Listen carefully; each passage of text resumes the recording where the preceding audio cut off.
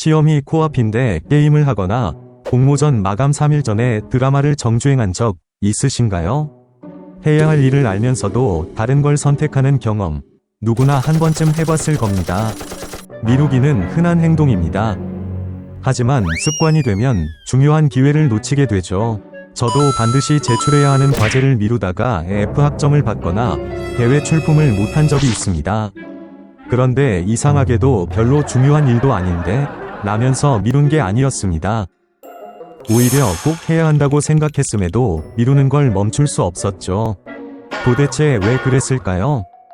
우리 뇌는 위협을 피하고 안정된 상태를 유지하려는 본능이 있습니다.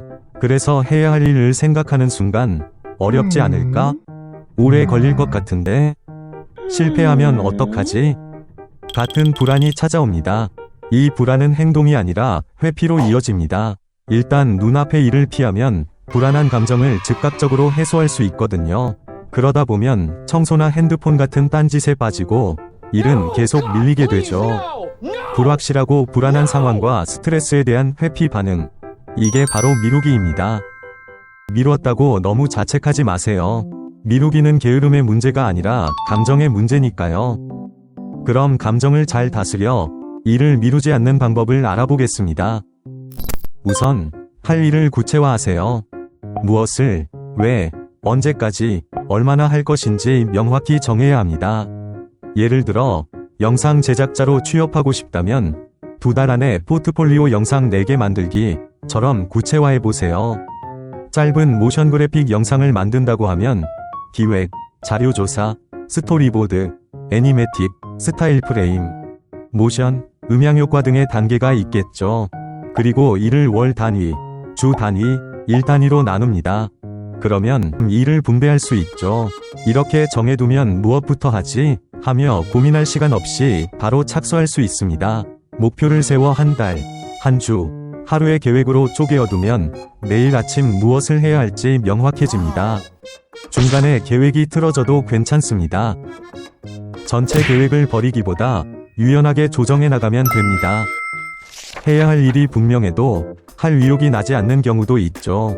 이럴 때 해결 방법은 일단 행동하는 것입니다.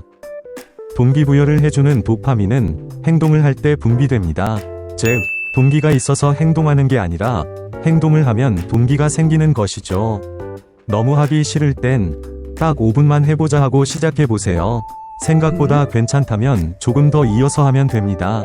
5분도 어렵다면 할 일을 아주 작게 쪼개보세요. 예를 들면 책 한 권 읽기는 한쪽만 읽기부터 시작하고 운동하러 나가기는 일단 양말만 신어보기로 시작합니다. 이 정도는 할 수 있겠는데 싶을 만큼 작게 시작해보세요.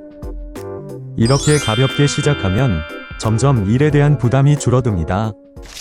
시작하는 것도 어렵지만 끝내는 것도 어렵죠. 의욕은 금방 식기 마련입니다. 이럴 땐 다음 방법들을 사용해보세요. 첫 번째, 생활 리듬을 유지하세요. 기상 시간과 취침 시간을 일정하게 유지하면 너무 늦었어, 피곤해서 못하겠어 같은 핑계를 줄일 수 있습니다. 두 번째, 기록을 남기세요. 매일 실천한 내용을 간단히 적어보세요. 진행 상황이 눈에 보이면 성취감도 생기고 동기부여에도 좋습니다. 세 번째, 타이머를 활용하세요. 25분 집중, 5분 휴식의 포모도로 타이머를 추천합니다. 집중 시간을 정해두면 더 잘 몰입할 수 있어요. 위에서 말한 방법을 위해 몇 가지 앱을 추천해드리려 합니다. 첫 번째는 포커스 투 두 앱입니다. 해야 할 일을 시간별로, 카테고리별로 나눌 수 있고 시간을 설정하여 포모도로 타이머를 실행할 수 있습니다. 두 번째는 트윅입니다. 일정을 주 단위로 한눈에 볼 수 있는 심플한 앱입니다. 월 단위 계획을 세운 후 주 단위로 쪼개 하루하루의 일정을 기록하는 데 사용합니다. 이 두 앱을 일정 관리에 매우 유용하니 꼭 한번 사용해보세요. 미루는 습관의 원인은 게으름이 아니라 불확실함과 압박에서 오는 감정적인 회피입니다. 할 일을 작게 나누고 가볍게 시작하면 생각보다 훨씬 많은 걸 해낼 수 있을 겁니다. 딱 5분만 해보자는 마음으로 시도해보세요. 감사합니다.